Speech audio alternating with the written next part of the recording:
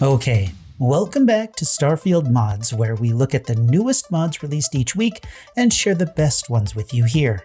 Today is episode 5, and we're starting to see signs of the future of modding in Starfield, like a heavenly glow in the sky. Modders are starting to make all of that junk useful and make sense for your immersion. They're making it even easier to see what items do at a glance. Then they're even making the more annoying parts of the game less annoying and make for a better experience overall, while bringing in weapons from other more futuristic video games. Oh, and of course we'll have to throw in a little something extra for you thirsty Starborn out there. I'm making this video earlier than usual because I have a wedding to get to this weekend, so I might miss any mods that come out this Thursday, but I'm sure you care very much. Let's get modding, shall we?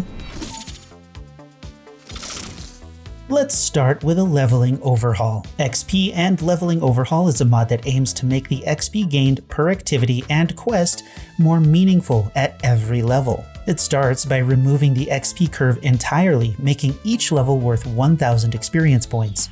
Then they went through and rebalanced all of the XP sources to make them feel more rewarding, and removed the diminishing returns of XP of all activities as you get higher in level. Now, one trade-off here is the removal of crafting XP, which makes sense because, as the author mentioned, it'd be easy to decide to make an outpost, mod some weapons and some armor, and then find yourself leveled up like 10 levels, even if you didn't really want them.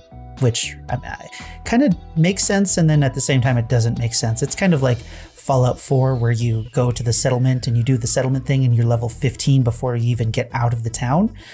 Something like that. In the end, this may make crafting and outpost building less appealing for some players, specifically the ones who want to make XP farming machines, but I think it's a fair trade-off since leveling will no longer be a ridiculous grind, and XP rewards will feel better and more rewarding as a result. As a side note, I slapped this on my current character and it automatically adjusted my level for the amount of XP I'd gained up until that point, giving me like 19 skill points to spread around, so that was pretty cool. Better Item Display is a simple menu mod that tries to make various aid items easier to understand at a glance. It simply shortens the effects in a sort of shorthand that's mostly easy to understand. It's not perfect, of course, and it might still be difficult to decipher for some people, but once you get used to it, it really does help lessen the amount of reading you're doing as you're desperately looking for your meds, like a kid digging through their Halloween candy haul. Now, this mod is a sign from the heavens. A glimpse into the future of modding. A future where junk items that constantly flood the world and your cargo bay can actually be used for crafting. That's where adhesive vacuum tape comes in.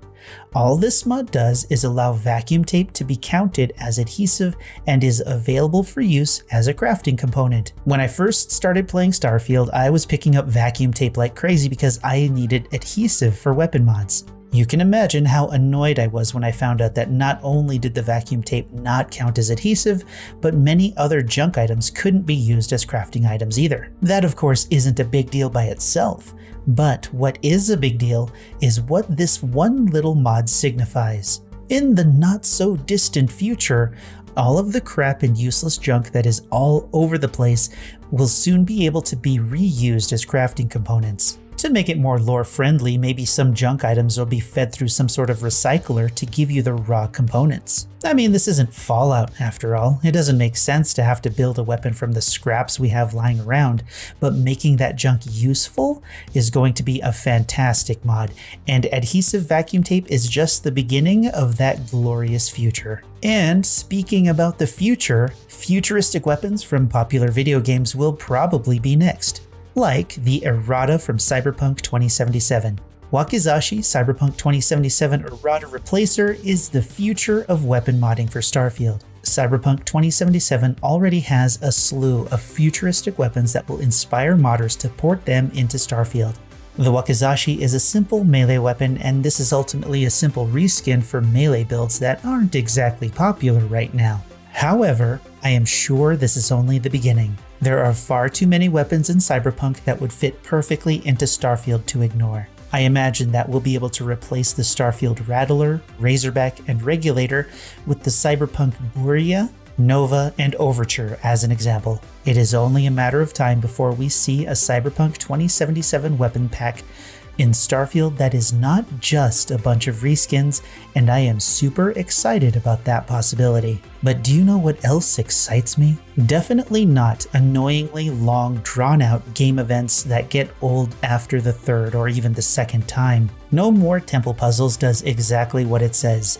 It removes the temple puzzle entirely, making it functionally identical to the Skyrim word walls. You walk up to the epic event it turns on, you get your space magic, you fight the Dragonborn when you're done, and you can move on with your adventure in space. That's it. And yeah, I said Dragonborn. Now, stealthing on scow isn't a big deal, but like adhesive vacuum tape, I think this is a sign where our mods are going. In vanilla Starfield, during the quest No Sudden Moves, you're going to meet some rich guy to get an artifact, or try to buy it from him. If you choose to go the stealth route, the entire ship is alerted and you get a bounty as soon as you pick up the artifact, which is of course massively immersion breaking, and it doesn't make any sense. Stealthing on scow makes it so the combat trigger does not happen when you pick up the artifact if you're being stealthy about it. What this mod signals is the ability to fix some of the annoying parts of many of the quests in the game to improve the overall experience by opening up various options of how to accomplish your goals. The possibility also exists that we're going to see more quests in the future that are created by the community, and I'm really excited about those. If one of your goals is to quench your thirst, well, there's a mod for that too. Thirst Trap Vending Machine replaces the graphics on vending machines with images that are overdeveloped. The best part about this mod is the fact that the author managed to theme each image in line with what the vending machine was selling: chunks, Terra Brew coffee, and marshmallow treats. Now, while this mod is too in your face for me, I absolutely love the style of the characters, and I'm looking forward to a more reduced and clothed version of this mod